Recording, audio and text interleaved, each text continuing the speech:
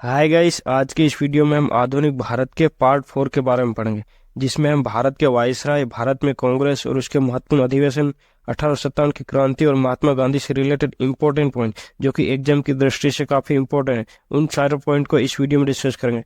और इस वीडियो के अंत में हम भारत के वायसराय, 1857 की क्रांति, भारत में कांग्रेस और उसके महत्वपूर्ण अधिवेशन और महात्मा गांधी से रिलेटेड 100-200 तक क्वेश्चन इस वीडियो के अंत में डिस्कस करेंगे। इसलिए इस वीडियो के अंत तक आप हमारे साथ बने रहिए। गाइस, अगर आप किसी गवर्नमेंट एग्जाम प्रिपरेशन कर रहे हैं तो हमारे यूट्यूब चैनल को सब्सक्राइब करें और बेल आइकन को प्रेस करें और इस वीडियो को लाइक करना ना भूलें। भारत के प्रथम वायसराय लॉर्ड कैनिंग थे। लॉर्ड कैनिंग भारत के प्रथम वायसराय थे। इनके शासनकाल में भारत सरकार अधिनियम 1858 पारित किया गया, जिसके तहत भारत के गवर्नर जनरल के पद को हटाकर भारत का वायसराय पद बनाया गया। लॉर्ड कैनिंग भारत के अंतिम गवर्नर जनरल और भारत के प्रथम वायसराय थे। लॉर्ड कैनिंग के शासनकाल में 1857 की क्रांति हुई थी। इनके शासनकाल में 1856 में विधवा पुनर्विवाह अधिनियम पारित किया गया। इनके शासनकाल में मुंबई, मद्रास और कोलकाता में हाईकोर्ट की स्थापना की गई। लॉर्ड डलहौजी के द्वारा राज्य विलय नीति अपनाई गई थी, जिसे लॉर्ड कैनिंग ने अपने शासनकाल में समाप्त किया था। इनके शासनकाल में 1860 में आईपीसी की स्थापना हुई थी। अब हम 1857 के विद्रोह के बारे में थोड़ा सा पढ़ लेते हैं। 1857 के विद्रोह के समय भारत का वायसराय लॉर्ड कैनिंग था। 29 मार्च 1857 को बैरकपुर में मंगल पांडे नामक सैनिक ने गाय की चर्बी से बने कारतूसों को मुंह से काटने से मना कर दिया, जिसकी वजह से उन्हें गिरफ्तार कर लिया गया और उसे 8 अप्रैल 1857 को फांसी की सजा दे दी गई। धीरे धीरे यह खबर पूरे भारत में फैल गई और जगह जगह इस घटना का विद्रोह होने लगा। 1857 के विद्रोह की शुरुआत 10 मई 1857 को मेरठ से हुई थी। पूरे देश की जनता अंग्रेज सरकार के शोषण से तंग आ चुकी थी। यही वजह है कि पूरे देश की जनता इस लड़ाई में कूद पड़ी और पूरे भारत में इस घटना का विद्रोह होने लगा। भारत के अलग अलग क्षेत्रों में अलग अलग व्यक्तियों ने नेतृत्व किया था। दिल्ली में 1857 के विद्रोह का नेतृत्व बहादुर शाह जफर शेखर ने किया था, जो कि अंतिम मुगल शासक थे। कानपुर में तात्या टोपे ने किया था। लखनऊ में इस घटना का नेतृत्व बेगम हजरत महल ने किया था। झांसी से 1857 के विद्रोह का नेतृत्व रानी लक्ष्मीबाई ने किया था। बिहार के जगदीशपुर नामक स्थान से कुंवर सिंह ने किया था। बरेली से 1857 के विद्रोह का नेतृत्व खान बहादुर खान ने किया था। इलाहाबाद से लियाकत अली ने किया था। फैजाबाद से मौलवी अहमद उल्ला ने किया था। महाराष्ट्र के सतारा से रंगो बापूजी ने किया था। उड़ीसा के संबलपुर से राजकुमार सुरेंद्र शाही और उज्जवल शाही ने किया था। अब हम अगला है लॉर्ड मेयो। इनका शासनकाल 1869 से 72 तक था। इनके शासनकाल में भारत की प्रथम जनगणना 1872 को हुई थी। लॉर्ड मेयो ने अजमेर में मेयो कॉलेज की स्थापना की थी। लॉर्ड मेयो की हत्या इनके शासनकाल में एक अफगान के द्वारा चाकू मारकर हुई थी। यह एकमात्र ऐसे वायसराय हैं जिनकी हत्या इनके शासनकाल में हुई थी। लॉर्ड मेयो ने कृषि विभाग की स्थापना की थी। अगला है लॉर्ड लिटन। इन्होंने वर्नाकुलर प्रेस एक्ट की स्थापना की थी। अगला है लॉर्ड रिपन। इनका शासनकाल 1880 से 1884 तक था। लॉर्ड रिपन को भारत के उद्धारक के रूप में माना जाता है। इनके शासनकाल में भारत की नियमित जनगणना 1881 को हुई थी। ये भारत की नियमित जनगणना थी। इनके शासनकाल में 1882 को वर्नाकुलर प्रेस एक्ट को समाप्त किया था। सन 1883 को इल्बर्ट बिल पारित किया था। भारतीयों को जज बनाने का अधिकार इसके तहत मिला था। इन्होंने स्थानीय स्वशासन की शुरुआत की थी। अगला है लॉर्ड डफरिन। इनका शासनकाल 1884 को 1888 तक था। इनके शासनकाल में भारतीय कांग्रेस की स्थापना होती है। चलिए हम भारतीय कांग्रेस के बारे में थोड़ा सा जान लेते हैं। को अंग्रेजी सरकार तक पहुंचाना था। भारत में कांग्रेस की स्थापना 28 दिसंबर 1885 को बंबई में हुई थी, जिसके संस्थापक A.O. ह्यूम हैं। कांग्रेस की स्थापना के समय भारत का वायसराय लॉर्ड डफरिन थे। कांग्रेस के सबसे ज्यादा अधिवेशन कलकत्ता में हुए थे। कलकत्ता में कुल 10 अधिवेशन हुए थे। अब हम कांग्रेस के महत्वपूर्ण अधिवेशनों के बारे में पढ़ लेते हैं। कांग्रेस का पहला अधिवेशन 1885 को बंबई में हुआ था, जिसकी अध्यक्षता व्योमेश चंद्र बनर्जी ने की थी। इस अधिवेशन में कुल 72 प्रतिनिधियों ने भाग लिया था। कांग्रेस का दूसरा अधिवेशन 1886 को कलकत्ता में हुआ था, जिसकी अध्यक्षता दादा भाई नौरोजी ने की थी। कांग्रेस का तीसरा अधिवेशन 1887 को मद्रास में हुआ था, जिसकी अध्यक्षता बदरुद्दीन तैयब जी ने की थी। बदरुद्दीन तैयब जी कांग्रेस के प्रथम मुस्लिम अध्यक्ष थे। कांग्रेस का चौथा अधिवेशन 1888 को इलाहाबाद में हुआ था, जिसकी अध्यक्षता जॉर्ज यूल ने की थी। जॉर्ज यूल कांग्रेस के प्रथम अंग्रेज अध्यक्ष थे। कांग्रेस का 12वां अधिवेशन 1896 को कलकत्ता में हुआ था, जिसकी अध्यक्षता रहीमतुल्लाह सयानी ने की थी। इस अधिवेशन में पहली बार राष्ट्रगीत वंदे मातरम गाया गया था। कांग्रेस का 22वां अधिवेशन 1906 को कलकत्ता में हुआ था, जिसकी अध्यक्षता दादा भाई नौरोजी ने की थी। इस अधिवेशन में पहली बार स्वराज शब्द का प्रयोग किया गया था। कांग्रेस का 23वां अधिवेशन 1907 को सूरत में हुआ था, जिसकी अध्यक्षता डॉक्टर रासबिहारी घोष ने की थी। इस अधिवेशन में कांग्रेस का विभाजन नरम और गरम दल में हो जाता है। कांग्रेस का 24वां अधिवेशन 1908 को मद्रास में हुआ था, जिसकी अध्यक्षता डॉक्टर रासबिहारी घोष ने की थी। इस अधिवेशन में कांग्रेस के संविधान का निर्माण होता है। कांग्रेस का 26वां अधिवेशन 1911 को कलकत्ता में हुआ था, जिसकी अध्यक्षता पंडित विशन नारायण धर ने की थी। इस अधिवेशन में पहली बार राष्ट्रगान जन गण मन गाया गया था। कांग्रेस का 31वां अधिवेशन 1916 को लखनऊ में हुआ था, जिसकी अध्यक्षता अंबिका चरण मजूमदार थे। इस अधिवेशन में कांग्रेस और मुस्लिम लीग के बीच समझौता था और 1907 के सूरत अधिवेशन में कांग्रेस का विभाजन नरम और गरम दल में हो जाता है, तो वो इस अधिवेशन में मिल जाता है। कांग्रेस का 32वां अधिवेशन 1917 को कलकत्ता में हुआ था, जिसकी अध्यक्षता एनी बेसेंट थी। एनी बेसेंट कांग्रेस के प्रथम महिला अध्यक्ष थी। कांग्रेस का 39वां अधिवेशन 1924 को बेलगांव में हुआ था, जिसकी अध्यक्षता महात्मा गांधी ने की थी। यह एकमात्र ऐसा अधिवेशन है जिसमें महात्मा गांधी ने अध्यक्षता की थी। इसके अलावा कांग्रेस के किसी भी अधिवेशन में महात्मा गांधी ने अध्यक्षता नहीं की थी। कांग्रेस का 40वां अधिवेशन 1925 को कानपुर में हुआ था, जिसकी अध्यक्षता सरोजिनी नायडू ने की थी। सरोजिनी नायडू कांग्रेस की प्रथम भारतीय महिला अध्यक्ष थी। कांग्रेस की प्रथम महिला अध्यक्ष एनी बेसेंट थी, जो कि कांग्रेस के 1917 के कलकत्ता अधिवेशन में अध्यक्ष बनी थी। कांग्रेस का 43वां अधिवेशन 1927 को मद्रास में हुआ था, जिसकी अध्यक्षता डॉक्टर एम ए अंसारी ने की थी। इस अधिवेशन में पूर्ण स्वाधीनता की मांग रखी गई थी। कांग्रेस का 45वां अधिवेशन 1929 को लाहौर में हुआ था, जिसकी अध्यक्षता पंडित जवाहरलाल नेहरू ने की थी। इस अधिवेशन में पूर्ण स्वराज की अगला है लॉर्ड कर्जन। इन्होंने भारतीय पुरातत्व विभाग की स्थापना की थी। इनके शासनकाल में 1905 में बंगाल का विभाजन दो भागों में हो गया था। इन्होंने अपने शासनकाल में सिंचाई विभाग, पुलिस आयोग, विश्वविद्यालय आयोग की स्थापना करवाई थी। लॉर्ड कर्जन के शासनकाल में रेलवे लाइन का सबसे ज़्यादा विकास हुआ था। रेलवे के आविष्कार लॉर्ड डलहौजी माने जाते हैं, क्योंकि इनके शासनकाल में 1853 को भारत की पहली रेल मुंबई से थाने के बीच चली थी। अगला है लॉर्ड मिंटो द्वितीय। इनके शासनकाल में 1906 में मुस्लिम लीग की स्थापना आगा खां के द्वारा ढाका में होती है। मुस्लिम लीग का हेडक्वार्टर लखनऊ में स्थित है। इसके बाद 1907 में कांग्रेस का सूरत अधिवेशन होता है, जिसमें कांग्रेस का विभाजन नरम और गरम दल में हो जाता है। इसके बाद 1909 में मार्ले मिंटो बिल एक्ट पारित होता है। लॉर्ड मिंटो के बाद अगला वायसराय है लॉर्ड हार्डिंग सेकंड। इनके शासनकाल में दिल्ली दरबार का आयोजन होता है, जिसमें मुख्य अतिथि किंग जॉर्ज V और क्वीन मैरी थी। इनके स्वागत के लिए मुंबई में गेटवे ऑफ इंडिया की स्थापना होती है। दिल्ली दरबार में दो घोषणा होती है। सबसे पहले है 1905 में जो बंगाल का विभाजन हुआ था उसे रद्द करना, और दूसरी है भारत की राजधानी कोलकाता को हटाकर दिल्ली बनाना। 1912 में दिल्ली भारत की राजधानी बनी थी। 1914 में प्रथम विश्व युद्ध हुआ था। कांग्रेस के 1911वां अधिवेशन जो कि कलकत्ता में होता है, जिसमें पहली बार राष्ट्रगान जनगणमन गाया गया था। 1913 में गदर पार्टी लाला हरदयाल के द्वारा स्थापित होती है। इसके बाद अगला वायसराय है लॉर्ड चेम्सफोर्ड। इनका शासनकाल 1916 से 1921 तक था। इनके शासनकाल में कांग्रेस का 1916वां अधिवेशन जो कि लखनऊ में हुआ था, जिसकी अध्यक्षता अंबिका चरण मजूमदार ने की थी। इस अधिवेशन में कांग्रेस और मुस्लिम लीग के बीच समझौता होता है, और 1907 के सूरत अधिवेशन में कांग्रेस का विभाजन नरम और गरम दल में हो जाता है। 1907 के सूरत अधिवेशन में कांग्रेस का विभाजन नरम और गरम दल में हो जाता है, वह इस अधिवेशन में मिल जाते हैं। इसके बाद 1917 में महात्मा गांधी का चंपारण आंदोलन होता है।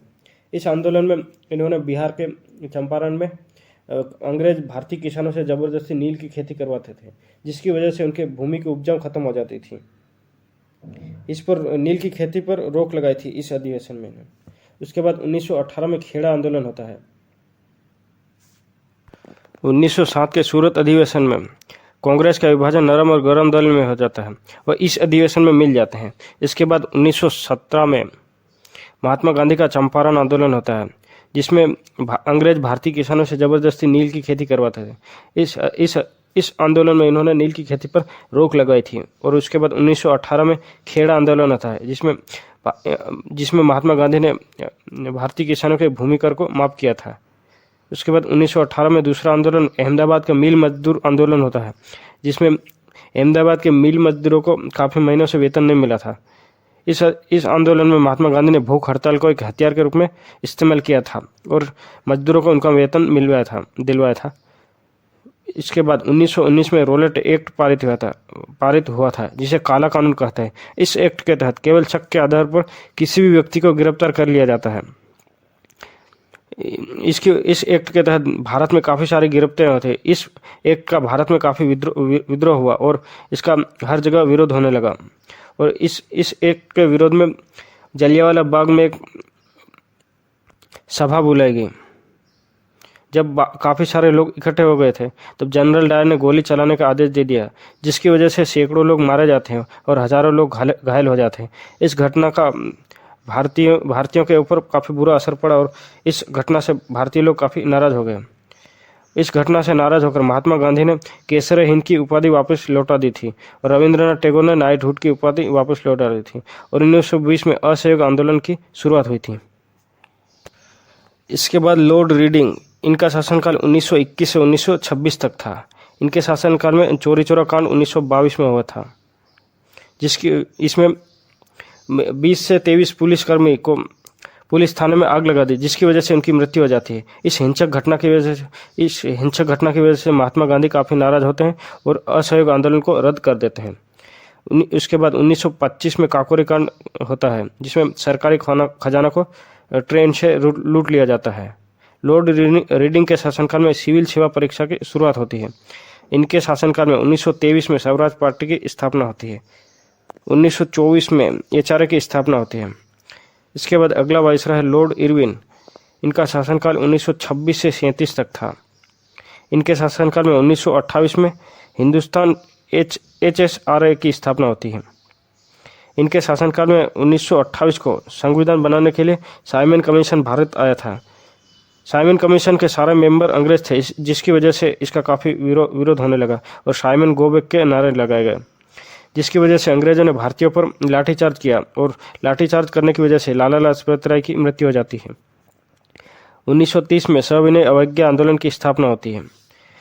1930 में प्रथम गोलमेज सम्मेलन की स्थापना होती है। इसके बाद अगला वायसराय है लॉर्ड वेलिंगटन। इनके शासनकाल में भारत सरकार अधिनियम 1935 पारित होता है।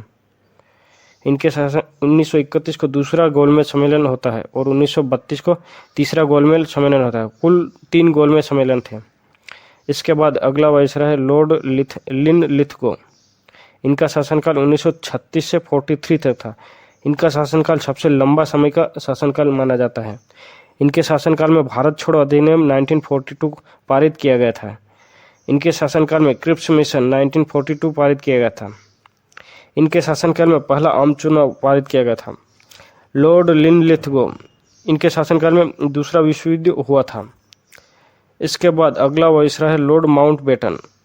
यह स्वतंत्र भारत के प्रथम गवर्नर और अंतिम वायसराय थे। उसके बाद है चक्रवर्ती राजगोपालाचारी। ये स्वतंत्र भारत के प्रथम भारतीय गवर्नर जनरल थे। अब हम भारत के वायसराय, भारत में कांग्रेस की स्थापना और उसके महत्वपूर्ण अधिवेशन, 1857 के विद्रोह से होने वाली भारत में घटनाएं, गांधी युग और दूसरे वायसराय से रिलेटेड जो भी question SSC, banking, railway, defence या अदर एग्जाम में पूछे गए, उन सारे क्वेश्चनों को इस वीडियो में डिस्कस करेंगे। क्वेश्चन नंबर 1, 1905 में किस वायसराय ने बंगाल का विभाजन किया था? बंगाल का विभाजन लॉर्ड कर्जन ने 1905 में किया था। इस विभाजन का एकमात्र उद्देश्य हिंदू और मुस्लिम की एकता को तोड़ना था। क्वेश्चन नंबर 2, भारत का प्रथम वायसराय था। भारत का प्रथम वायसराय लॉर्ड कैनिंग थे। इनके शासनकाल में भारत सरकार अधिनियम 1958 लागू हुआ था, जिसके तहत भारत के गवर्नर जनरल का पद को हटाकर वायसराय पद बनाया गया। क्वेश्चन नंबर 3, भारत का अंतिम वायसराय था। भारत का अंतिम वायसराय लॉर्ड माउंटबेटन थे। क्वेश्चन नंबर 4, सिविल सेवा की परीक्षा हेतु किस वायसराय के शासनकाल में शुरू हुई थी? सिविल सेवा की परीक्षा लॉर्ड रीडिंग के शासनकाल में शुरू हुई थी। क्वेश्चन नंबर 5, विधवा पुनर्विवाह अधिनियम किस वायसराय के शासनकाल में लागू हुआ था? विधवा पुनर्विवाह अधिनियम लॉर्ड कैनिंग के शासनकाल में लागू हुआ था। क्वेश्चन नंबर 6, निम्न में से किस वायसराय की हत्या एक अफगान के द्वारा उसके शासनकाल में हुई थी? लॉर्ड मेयो की हत्या उनके शासनकाल में हुई थी। क्वेश्चन नंबर 7, भारत में प्रथम जनगणना किसके शासनकाल में हुई थी? भारत में प्रथम जनगणना लॉर्ड मेयो के शासनकाल में हुई थी। क्वेश्चन नंबर 8, नियमित रूप से जनगणना किस वायसराय के शासनकाल में हुई थी? नियमित रूप से जनगणना लॉर्ड रिपन के शासनकाल में हुई थी। क्वेश्चन नंबर 9, भारत के उद्धारक कहे जाते हैं। भारत के उद्धारक लॉर्ड रिपन को कहा जाता है। क्वेश्चन नंबर 10, स्वदेशी आंदोलन के प्रारंभ का क्या कारण था? स्वदेशी आंदोलन के प्रारंभ का कारण बंगाल विभाजन था। क्वेश्चन नंबर 11, लॉर्ड हार्डिंग ने भारत का विभाजन कब रद्द किया था? लॉर्ड हार्डिंग ने भारत का विभाजन सन 1911 के दिल्ली दरबार में किया गया था। क्वेश्चन नंबर 12, बंगाल विभाजन के विद्रोह का नेतृत्व किसने किया था? बंगाल विभाजन के विद्रोह का नेतृत्व सुरेंद्रनाथ बैनर्जी ने किया था। क्वेश्चन नंबर 13, महाराष्ट्र में गणपति उत्सव का श्रेय किसे दिया जाता है? महाराष्ट्र में गणपति उत्सव का श्रेय बाल गंगाधर तिलक को दिया जाता है। क्वेश्चन नंबर 14, ब्रिटिश संसद के लिए निर्वाचित प्रथम भारतीय कौन थे? ब्रिटिश संसद के लिए निर्वाचित प्रथम भारतीय दादा भाई नेरोजी थे। क्वेश्चन नंबर 15, गरम दल के नेता थे। गरम दल के नेता बाल गंगाधर तिलक थे। क्वेश्चन नंबर 16, लॉर्ड कर्जन के प्रशासन की तुलना औरंगजेब से किसने की थी? लॉर्ड कर्जन के प्रशासन की तुलना औरंगजेब से गोपाल कृष्ण गोखले ने की थी। क्वेश्चन नंबर 17, स्थानीय स्वशासन की शुरुआत किसके शासनकाल में हुई थी? स्थानीय स्वशासन की शुरुआत लॉर्ड रिपन के शासनकाल में हुई थी। क्वेश्चन नंबर 18, दूसरा विश्व युद्ध किसके शासनकाल में हुआ था? दूसरा विश्व युद्ध लॉर्ड लिथगो के शासनकाल में हुआ था। क्वेश्चन नंबर 19, एल्बर्ट बिल किसके शासनकाल में प्रस्तुत किया गया था? एल्बर्ट बिल लॉर्ड रिपन के शासनकाल में लागू किया था। क्वेश्चन नंबर 20, बांग्लादेश स्वतंत्र राष्ट्र कब बना था? बांग्लादेश स्वतंत्र राष्ट्र 1971 को बना था। क्वेश्चन नंबर 21, बंगाल के विभाजन के विरोध में भारतीयों के द्वारा किया गया आंदोलन है। बंगाल विभाजन के विरोध में भारतीयों के द्वारा किया गया आंदोलन स्वदेशी आंदोलन था। क्वेश्चन नंबर 22, दिल्ली भारत की राजधानी कब बनी थी? दिल्ली भारत की राजधानी सन 1920 को बनी थी। Question number 23, gateway of India कब बना था? गेटवे ऑफ इंडिया 1911 को बने थे, 1911 को। क्वेश्चन नंबर 24, मुस्लिम लीग की स्थापना किसने की थी? मुस्लिम लीग की स्थापना आगा खान ने की थी। क्वेश्चन नंबर 25, 1906 में मुस्लिम लीग की स्थापना कहाँ हुई थी? 1906 में मुस्लिम लीग की स्थापना ढाका में आगा खान ने की थी। क्वेश्चन नंबर 26, हिल्बर्ट बिल किसने पारित किया था? हिल्बर्ट बिल लॉर्ड रिपन ने पारित किया था।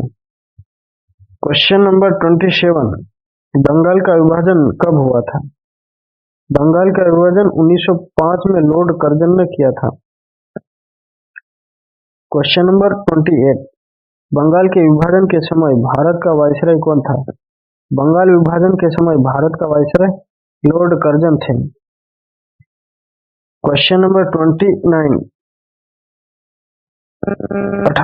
कांग्रेस के 1907 के सूरत अधिवेशन के समय भारत का वायसराय था। 1907 के सूरत अधिवेशन के समय भारत का वायसराय लॉर्ड मिंटो सेकंड थे। क्वेश्चन नंबर 30, किस वायसराय के शासनकाल में भारत की राजधानी बंगाल से हटाकर दिल्ली बनाई गई थी? लॉर्ड हार्डिंग सेकंड के शासनकाल में भारत की राजधानी कोलकाता से हटाकर दिल्ली बनाई थी। क्वेश्चन नंबर 31, भारत छोड़ो आंदोलन के दौरान भारत के वायसराय कौन थे? भारत छोड़ो आंदोलन के दौरान भारत के वायसराय लॉर्ड लिनलिथगो थे। Question number 32, vernacular press act किसने पारित किया था? Vernacular press act Lord Lytton ने पारित किया था। क्वेश्चन नंबर 33, किस वर्ष वर्नाकुलर प्रेस एक्ट पारित किया था? वर्नाकुलर प्रेस एक्ट 1878 को पारित किया था। Question number 34, vernacular press act किसके शासनकाल में निरस्त किया गया था? Vernacular press act Lord Ripon के शासनकाल में निरस्त किया था। क्वेश्चन नंबर 35, रेलवे लाइन का सर्वाधिक विकास किसके शासनकाल में हुआ था? रेलवे लाइन का सबसे ज्यादा विकास लॉर्ड कर्जन के शासनकाल में हुआ था। क्वेश्चन नंबर 36, राज्य हड़प नीति को समाप्त किसने किया था? राज्य हड़प नीति को समाप्त लॉर्ड कैनिंग ने किया था। क्वेश्चन नंबर 37, स्वतंत्र भारत के प्रथम गवर्नर जनरल थे? स्वतंत्र भारत के प्रथम गवर्नर थे लॉर्ड माउंटबेटन। क्वेश्चन नंबर 38, स्वतंत्र भारत के प्रथम भारतीय गवर्नर जनरल थे चक्रवर्ती राजगोपालाचारी। की स्थापना कब हुई थी? कांग्रेस की स्थापना सन 1885 को बॉम्बे में हुई थी। क्वेश्चन नंबर 2, कांग्रेस की स्थापना कहाँ हुई थी? भारतीय कांग्रेस की स्थापना बॉम्बे में हुई थी सन 1885 को। क्वेश्चन नंबर 3, कांग्रेस का विभाजन कब हुआ था? कांग्रेस का विभाजन 1907 के सूरत अधिवेशन में हुआ था, जिसकी अध्यक्षता डॉक्टर रासबिहारी घोष ने की थी। क्वेश्चन नंबर 4, कांग्रेस की स्थापना किसने की थी? कांग्रेस की स्थापना सन 1885 को बॉम्बे में A.O. हिंद ने की थी। क्वेश्चन नंबर 5, किस वर्ष कांग्रेस की अध्यक्षता महिला ने की थी? कांग्रेस के 1917 अधिवेशन जो कि कलकत्ता में, जिसकी अध्यक्षता एनी बेसेंट ने की थी। यह कांग्रेस की प्रथम महिला अध्यक्ष थी। और कांग्रेस के प्रथम भारतीय महिला अध्यक्ष सरोजिनी नायडू ने की थी, जो कि कांग्रेस के 1925वें अधिवेशन में अध्यक्षता की थी। यह कानपुर में हुआ था। क्वेश्चन नंबर 6, कांग्रेस के प्रथम अधिवेशन की बैठक कहाँ हुई थी? कांग्रेस का प्रथम अधिवेशन 1885 को बॉम्बे में हुआ था, जिसकी अध्यक्षता व्योमेश चंद्र बनर्जी ने की थी। क्वेश्चन नंबर 7, निम्न में से कांग्रेस के किस अधिवेशन में सर्वप्रथम वंदे मातरम गाया गया था? कांग्रेस के 1896 अधिवेशन, जो कि कलकत्ता में, जिसकी अध्यक्षता रहीमतुल्ला सयानी ने की थी। इस अधिवेशन में पहली बार राष्ट्रगीत गाया गया था। और कांग्रेस का 1911वां अधिवेशन, जो कि कलकत्ता में, जिसकी अध्यक्षता विशन नारायण धर ने की थी। इस अधिवेशन में पहली बार राष्ट्रगान जनगणमन गाया गया था। क्वेश्चन नंबर 8, किस वर्ष महात्मा गांधी ने कांग्रेस की अध्यक्षता की थी? महात्मा गांधी ने कांग्रेस की अध्यक्षता 1924 के बेलगांव अधिवेशन में की थी। इसके अलावा महात्मा गांधी ने किसी भी अधिवेशन में अध्यक्षता नहीं की थी। क्वेश्चन नंबर 9, महात्मा गांधी ने कांग्रेस की अध्यक्षता एकमात्र किस अधिवेशन में की थी? महात्मा गांधी ने कांग्रेस की अध्यक्षता एकमात्र बेलगांव अधिवेशन में की थी। इसके अलावा महात्मा गांधी ने किसी भी अधिवेशन में अध्यक्षता नहीं की थी। क्वेश्चन नंबर 10, कांग्रेस के किस अधिवेशन के समय भारत में असहयोग आंदोलन की शुरुआत हुई थी? कांग्रेस का 1920वां अधिवेशन, जो कि नागपुर में हुआ था। इस अधिवेशन में पहली बार भारत में असहयोग आंदोलन की शुरुआत हुई थी। क्वेश्चन नंबर 11, कांग्रेस की प्रथम महिला अध्यक्ष थी? कांग्रेस की प्रथम महिला अध्यक्ष एनी बेसेंट थी, जो कि 1917 के कलकत्ता अधिवेशन में अध्यक्ष बनी थी। और कांग्रेस की प्रथम भारतीय महिला अध्यक्ष सरोजिनी नायडू थी, जो कि कांग्रेस के 1925वें अधिवेशन में अध्यक्षता की थी। 1925वां अधिवेशन कानपुर में हुआ था। क्वेश्चन नंबर 12, कांग्रेस की प्रथम भारतीय महिला अध्यक्ष थी? कांग्रेस की प्रथम भारतीय महिला अध्यक्ष सरोजिनी नायडू थी। जो कि कांग्रेस के 1925वें अधिवेशन में अध्यक्षता की थी। कांग्रेस यह अधिवेशन कानपुर में हुआ था। क्वेश्चन नंबर 13 1916 के कांग्रेस के लखनऊ अधिवेशन में कांग्रेस और किसके बीच समझौता था? 1916 के लखनऊ अधिवेशन में कांग्रेस और मुस्लिम लीग के बीच समझौता था। इस अधिवेशन की अध्यक्षता अंबिकाचरण मजूमदार ने की थी। 1907 के सूरत अधिवेशन में कांग्रेस का विभाजन नरम और गरम दल में हो जाता है। इस अधिवेशन में उनका पेचअप हो जाता है और ये दोनों मिल जाते हैं, नरम और गरम दल। क्वेश्चन नंबर 14 कांग्रेस के किस अधिवेशन में सरोजिनी नायडू कांग्रेस की प्रथम भारतीय महिला अध्यक्ष बनी? सरोजिनी नायडू कांग्रेस की प्रथम भारतीय महिला अध्यक्ष कांग्रेस के 1925वें अधिवेशन में अध्यक्ष बनी थी। यह कानपुर में हुआ था। कांग्रेस की प्रथम महिला अध्यक्ष एनी बेसेंट थी, जो कि कांग्रेस के 1917वें अधिवेशन में अध्यक्ष बनी थी। यह अधिवेशन कलकत्ता में हुआ था। क्वेश्चन नंबर 15 1916 के कांग्रेस के लखनऊ अधिवेशन के समय कांग्रेस का अध्यक्ष कौन बना था? 1916 के लखनऊ अधिवेशन के समय कांग्रेस का अध्यक्ष अंबिकाचरण मजूमदार बने थे। इस अधिवेशन में कांग्रेस और मुस्लिम लीग के बीच समझौता होता है। क्वेश्चन नंबर 16 किस वर्ष कांग्रेस के लखनऊ अधिवेशन में कांग्रेस और मुस्लिम लीग के बीच समझौता होता है? कांग्रेस का 1916वां अधिवेशन जो कि लखनऊ में था, इस अधिवेशन में कांग्रेस और मुस्लिम लीग के बीच समझौता होता है। क्वेश्चन नंबर 17 कांग्रेस की स्थापना किसके शासनकाल में हुई थी? कांग्रेस की स्थापना लॉर्ड डफरिन के शासनकाल में हुई थी। क्वेश्चन नंबर 18 कांग्रेस का 1929वां अधिवेशन जिसमें पूर्ण स्वराज का लक्ष्य घोषित हुआ था, यह कहाँ हुआ था? कांग्रेस का 1929वां अधिवेशन जो कि लाहौर में हुआ था, जिसकी अध्यक्षता जवाहरलाल नेहरू ने की थी। इस अधिवेशन में पहली बार पूर्ण स्वराज की मांग रखी थी। क्वेश्चन नंबर 19 कांग्रेस के प्रथम मुस्लिम अध्यक्ष थे। कांग्रेस के प्रथम मुस्लिम अध्यक्ष बदरुद्दीन तैयब थे। क्वेश्चन नंबर 20 कांग्रेस के प्रथम अधिवेशन में कुल कितने प्रतिनिधियों ने भाग लिया था? कांग्रेस के प्रथम अधिवेशन में कुल 72 प्रतिनिधियों ने भाग लिया था। क्वेश्चन नंबर 21 कांग्रेस के 1907 के सूरत अधिवेशन के अध्यक्ष थे। कांग्रेस के 1907वें अधिवेशन के अध्यक्ष रासबिहारी घोष थे। इस अधिवेशन में कांग्रेस का विभाजन नरम और गरम दल में हो जाता है। क्वेश्चन नंबर 22 कांग्रेस का 1929वां अधिवेशन जिसमें पूर्ण स्वराज का प्रस्ताव पारित किया गया था, जिसके अध्यक्ष कौन थे? कांग्रेस का 1929वां अधिवेशन जिसमें जो कि लाहौर में आता, जिसकी अध्यक्षता जवाहरलाल नेहरू ने की थी। क्वेश्चन नंबर 23 कांग्रेस के किस अधिवेशन में पहली बार राष्ट्रगीत वंदे मातरम गाया गया था? कांग्रेस के 1896वां अधिवेशन जो कि कलकत्ता में था, जिसकी अध्यक्षता रहीमतुल्ला सैनी ने की थी। इस अधिवेशन में पहली बार राष्ट्रगीत वंदे मातरम गाया गया था और कांग्रेस का 1911वां अधिवेशन कलकत्ता में था, जिसकी अध्यक्षता विशय नारायण धर ने की थी। इस अधिवेशन में पहली बार राष्ट्रगान जनगणमन गाया गया था। क्वेश्चन नंबर 24 स्वराज शब्द का प्रयोग सर्वप्रथम कहाँ हुआ था? स्वराज शब्द का प्रयोग सर्वप्रथम 1906 के कलकत्ता अधिवेशन में हुआ था। क्वेश्चन नंबर 25 स्वतंत्रता के समय कांग्रेस के अध्यक्ष थे। स्वतंत्रता के समय कांग्रेस के अध्यक्ष जेबी कृपलानी थे। क्वेश्चन नंबर 26 स्वतंत्रता संग्राम के दौरान भारतीय राष्ट्रीय कांग्रेस के एकमात्र अध्यक्ष कौन थे जिन्होंने निर्वाचित होने के बाद भी अध्यक्ष पद से इस्तीफा दे दिया था? यह सुभाष चंद्र बोस थे। क्वेश्चन नंबर 27 लगातार 6 वर्षों तक कांग्रेस के अध्यक्ष कौन थे? लगातार 6 वर्षों तक कांग्रेस के अध्यक्ष मौलाना अबुल कमाल आजाद थे। क्वेश्चन नंबर 28 कांग्रेस के किस अधिवेशन में बाल गंगाधर तिलक ने स्वराज मेरा जन्मसिद्ध अधिकार है और मैं इसे लेकर रहूंगा कहा था? कांग्रेस के 1916वां अधिवेशन जो कि लखनऊ में था, इस अधिवेशन में पहली बार बाल गंगाधर तिलक ने स्वराज मेरा जन्मसिद्ध अधिकार है और मैं इसे लेकर रहूंगा यह कहा था। इस अधिवेशन में नरम और गरम दल का पेशा हो जाता है और कांग्रेस और मुस्लिम लीग के बीच समझौता होता है। क्वेश्चन नंबर 29 स्वराज को राष्ट्रीय मांग के रूप में सर्वप्रथम किसने रखा था? स्वराज को राष्ट्रीय मांग के रूप में दादा भाई नेरोजी ने रखा था। दादा भाई नेरोजी ने 1906 के कलकत्ता अधिवेशन में स्वराज शब्द का प्रयोग किया था और यह रखा था। क्वेश्चन नंबर 30 कांग्रेस के 1937वें अधिवेशन 1937 के फेसपुर अधिवेशन की अध्यक्षता किसने की थी? कांग्रेस का 1937 के फेसपुर अधिवेशन की अध्यक्षता जवाहरलाल नेहरू ने की थी। यह अधिवेशन एकमात्र ऐसा अधिवेशन है जो कि गांव में होता है, इसके अलावा सारे अधिवेशन शहर में होते हैं। क्वेश्चन नंबर 31 कांग्रेस के युवा अध्यक्ष थे। कांग्रेस के युवा अध्यक्ष अबुल कमाल अबुल कलाम आजाद थे।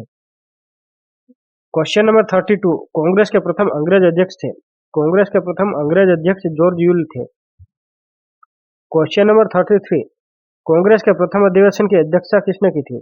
कांग्रेस का प्रथम अधिवेशन 1885 को बॉम्बे में हुआ था, जिसकी अध्यक्षता व्योमेश चंद्र बनर्जी ने की थी। क्वेश्चन नंबर 34, कांग्रेस के दूसरे अधिवेशन के अध्यक्ष थे। कांग्रेस के दूसरे अधिवेशन के अध्यक्ष दादा भाई नौरोजी थे। क्वेश्चन नंबर 35, कांग्रेस के दूसरे अधिवेशन कहाँ हुई थी? कांग्रेस के दूसरे अधिवेशन कलकत्ता में हुए थे 1886 को, जिसकी अध्यक्षता दादा भाई नौरोजी ने की थी।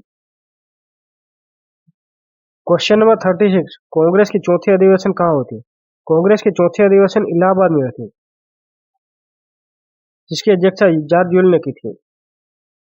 क्वेश्चन नंबर 37, कांग्रेस के किस अधिवेशन में सर्वप्रथम राष्ट्रगान गाया गया था? कांग्रेस का 1911वां अधिवेशन, जिसकी अध्यक्षता विशन नारायण धर ने की थी। इस अधिवेशन में पहली बार राष्ट्रगान जनगण मन गाया गया था। यह अधिवेशन कलकत्ता में था। क्वेश्चन नंबर 38, 1907 का कांग्रेस अधिवेशन कहाँ हुआ था? 1907 का कांग्रेस अधिवेशन सूरत में था। इस अधिवेशन में कांग्रेस का विभाजन नरम और गरम दल में हो जाता है, जिसकी अध्यक्षता डॉक्टर रासबिहारी घोष ने की थी। क्वेश्चन नंबर 1, 1857 के विद्रोह के समय भारत का गवर्नर जनरल कौन था? 1857 के विद्रोह के समय भारत का गवर्नर जनरल लॉर्ड कैनिंग थे। क्वेश्चन नंबर 2, बेगम हजरत महल ने 1857 के विद्रोह का नेतृत्व कहाँ से किया था? बेगम हजरत महल ने 1857 के विद्रोह का नेतृत्व लखनऊ से किया था। क्वेश्चन नंबर 3, 1857 के विद्रोह में सबसे पहले बलिदान किसने दिया था? 1857 के विद्रोह में सबसे पहले बलिदान मंगल पांडे ने दिया था।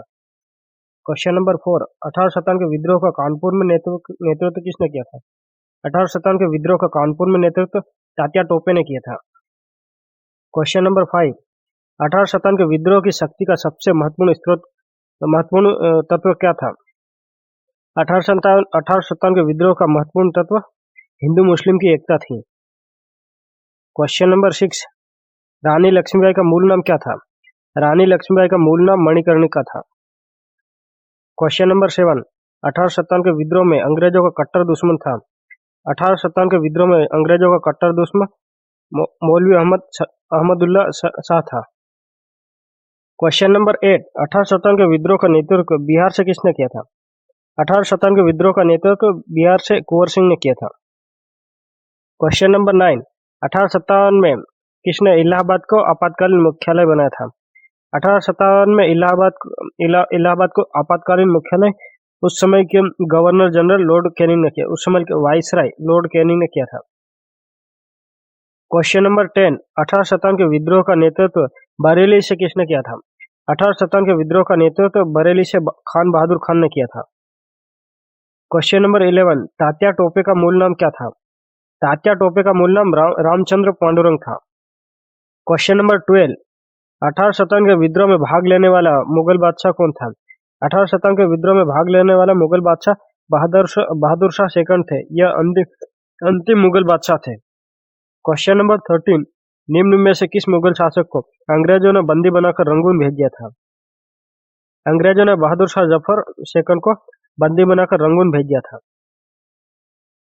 क्वेश्चन नंबर 14, मंगल पांडे को फांसी कहाँ दी गई थी? मंगल पांडे को फांसी बैरकपुर में दी गई थी। क्वेश्चन नंबर 15, 1857 की क्रांति कहाँ समाप्त हुई थी? 1857 की क्रांति मेरठ से शुरू हुई थी और 1858 को ग्वालियर में खत्म हुई थी। क्वेश्चन नंबर 16, किसने 1857 के विद्रोह को स्वतंत्रता का पहला विद्रोह कहा था? विनायक दामोदर सावरकर ने 1857 के विद्रोह को स्वतंत्रता के लिए पहला विद्रोह कहा था। क्वेश्चन नंबर 17, 1857 के विद्रोह का नेतृत्व फैजाबाद से किसने किया था? 1857 के विद्रोह का फैजाबाद से नेतृत्व मोहम्मद अहमद उल्लाह ने किया था। क्वेश्चन नंबर 18, 1857 को विद्रोह कहाँ से प्रारंभ हुआ था? 1857 का विद्रोह 10 मई 1857 में मेरठ से प्रारंभ हुआ था। क्वेश्चन नंबर 19, 1857 के विद्रोह के मामले की जांच हेतु किस आयोग का गठन हुआ? 1857 के विद्रोह के मामले की जांच हेतु पील आयोग का गठन हुआ था। क्वेश्चन नंबर 20, 1857 के विद्रोह की शुरुआत कब हुई थी? 1857 के विद्रोह की शुरुआत 10 मई 1857 को मेरठ से हुई थी। क्वेश्चन नंबर 21, 1857 के विद्रोह का नेतृत्व झांसी से किसने किया था? 1857 के विद्रोह का झांसी से नेतृत्व रानी लक्ष्मीबाई ने किया था। क्वेश्चन नंबर 22, 1857 के विद्रोह का नेतृत्व इलाहाबाद से किसने किया था? 1857 के विद्रोह का इलाहाबाद से नेतृत्व लियाकत अली ने किया था। क्वेश्चन नंबर 23, 1857 के विद्रोह के समय सर्वाधिक सैनिकों की संख्या कहां से थी? 1857 के विद्रोह के समय सर्वाधिक सैनिकों की संख्या अवध से थी। क्वेश्चन नंबर 24, 1857 के विद्रोह का लखनऊ में नेतृत्व किसने किया था? 1857 के विद्रोह का लखनऊ में नेतृत्व बेगम हजरत महल ने किया था। क्वेश्चन नंबर 25, 1857 का विद्रोह किसके द्वारा शुरू किया गया था? 1857 का विद्रोह सिपाहियों के द्वारा शुरू किया गया था। क्वेश्चन नंबर 26, 1857 के विद्रोह को राष्ट्रीय आंदोलन का स्रोत वसंत कौन मानता है? 1857 के विद्रोह को राष्ट्रीय आंदोलन का स्रोत वसंत पीसी जोशी मानते हैं। क्वेश्चन नंबर 27, 1857 के विद्रोह का तात्कालिक कारण क्या था? 1857 के विद्रोह का तात्कालिक कारण चर्बी वाले कारतूस थे जिसे मुंह से छीलना पड़ता था, जिसकी वजह से इसका विरोध किया गया। क्वेश्चन नंबर 28, भारतीय विद्रोह कब शुरू हुआ था? भारतीय विद्रोह 1857 को शुरू हुआ था। क्वेश्चन नंबर 29, लियाकत अली ने 1857 के विद्रोह का नेतृत्व कहां से किया था? लियाकत अली ने 1857 के विद्रोह का नेतृत्व इलाहाबाद से किया था। क्वेश्चन नंबर 30, 1857 के विद्रोह का दिल्ली से वास्तविक नेतृत्व किसने किया था? 1857 के विद्रोह का दिल्ली से वास्तविक नेतृत्व बैरम खान ने किया था। क्वेश्चन नंबर 1, महात्मा गांधी ने सत्याग्रह की शुरुआत कहां से की थी? महात्मा गांधी ने सत्याग्रह की शुरुआत सन 1917 के चंपारण आंदोलन से की थी। इस आंदोलन में उन्होंने नील की खेती पर रोक लगाई थी। अंग्रेज भारतीय किसानों से जबरदस्ती नील की खेती करवाते थे, जिसकी वजह से भूमि की उपजाऊ खत्म हो जाती थी। क्वेश्चन नंबर 2, अलग पाकिस्तान की मांग कब उठी? अलग पाकिस्तान बनाने की मांग सन 1940 में उठी थी। मोहम्मद अली जिन्ना ने अलग पाकिस्तान बनाने की मांग की थी। क्वेश्चन नंबर 3, भारत छोड़ो आंदोलन कब शुरू किया गया था? भारत छोड़ो आंदोलन 1942 से शुरू किया गया था। महात्मा गांधी ने शुरू करा था। क्वेश्चन नंबर 4, असहयोग आंदोलन क्यों निलंबित हुआ था? असहयोग आंदोलन चौरी चौरा में हुई हिंसक घटना की वजह से निलंबित हुआ था। क्वेश्चन नंबर 5, गांधी इरविन समझौता किससे संबंधित है? गांधी इरविन समझौता सविनय अवज्ञा आंदोलन से संबंधित है।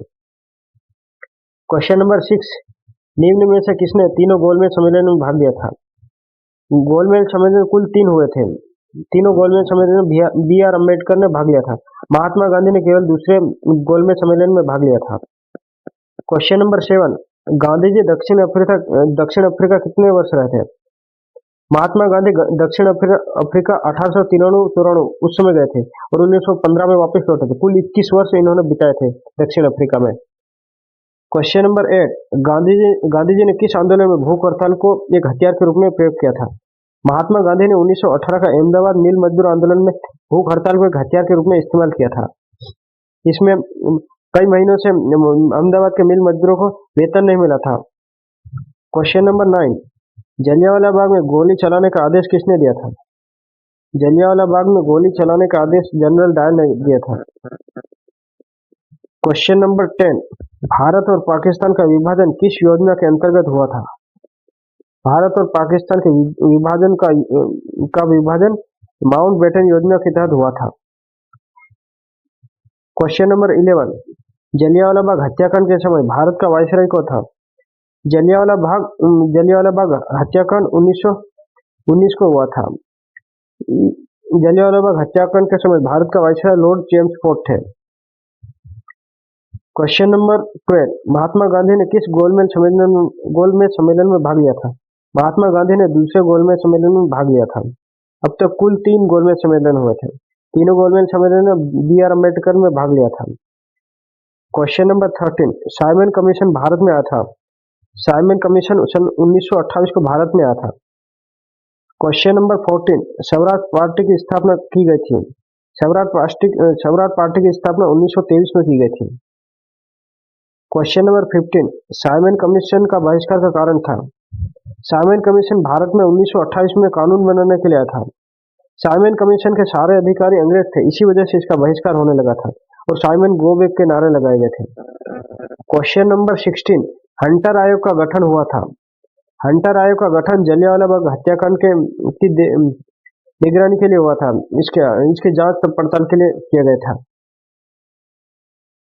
क्वेश्चन नंबर 17, जलियांवाला बाग हत्याकांड के बाद महात्मा गांधी ने कौन सी उपाधि वापस लौटा दी थी?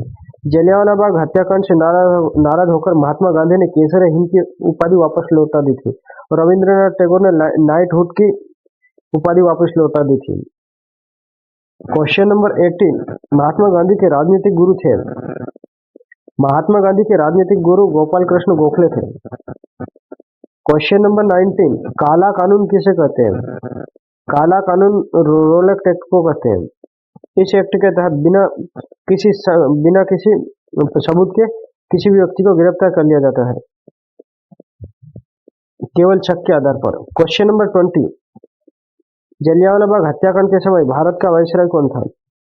जलियांवाला बाग हत्याकांड के समय भारत का वायसराय लॉर्ड चेम्सफोर्ड थे। क्वेश्चन नंबर 21, रोलेक्ट एक्ट किस वायसराय के शासनकाल में पारित किया गया था? रोलेक्ट एक्ट लॉर्ड चेम्सफोर्ड के शासनकाल में 1919 को पारित किया गया था। इस एक्ट के तहत केवल शक के आधार पर किसी भी व्यक्ति को गिरफ्तार कर लिया जाता है। इस एक्ट का भारत में काफी विद्रोह होने लगा। क्वेश्चन नंबर 22, किस वायसराय के समय चोरी चोरा कांड, काकोरी कांड जैसी घटना हुई थी? लॉर्ड रीडिंग के समय काल में चोरी चोरा कांड, काकोरी कांड जैसी घटना हुई थी। चोरी चोरा कांड की वजह से असहयोग आंदोलन वापस महात्मा गांधी ने ले लिया था। Question number 23, Simon commission Bharat किसके शासनकाल में आया था? Question number 20, Simon commission Bharat Lord Irwin के शासनकाल में आया था। क्वेश्चन नंबर 24, जलियांवाला बाग हत्याकांड की वजह से किसने सर की उपाधि वापस लौटा दी थी? जलियांवाला बाग हत्याकांड की वजह से रविंद्रनाथ टैगोर ने सर की उपाधि वापस लौटा दी थी। क्वेश्चन नंबर 25, असहयोग आंदोलन कब शुरू किया गया था? असहयोग आंदोलन 1920 को शुरू किया गया था। क्वेश्चन नंबर 26, जलियांवाला बाग हत्याकांड कब हुआ था? जलियांवाला बाग हत्याकांड 1919 में हुआ था। 1919 को अमृतसर नामक शहर में हुआ था। क्वेश्चन नंबर 27, भारत छोड़ो आंदोलन के दौरान भारत का वायसराय कौन था? भारत छोड़ो आंदोलन के दौरान भारत का वायसराय लिन लिथिगो था। क्वेश्चन नंबर 28, चोरी चोरा कहाँ पर स्थित है? चोरी चोरा गोरखपुर में स्थित है। क्वेश्चन नंबर 29, गांधी जी ने चंपारण आंदोलन कब किया था? महात्मा गांधी ने चंपारण आंदोलन 1917 में किया था। यह महात्मा गांधी का भारत में पहला आंदोलन था। इस आंदोलन में इन्होंने नील की खेती पर रोक लगाई थी, क्योंकि उस समय अंग्रेज जबरदस्ती भारतीय लोगों से नील की खेती करवाते थे, जिसकी वजह से भूमि की उपजाऊ कमजोर हो जाती थी।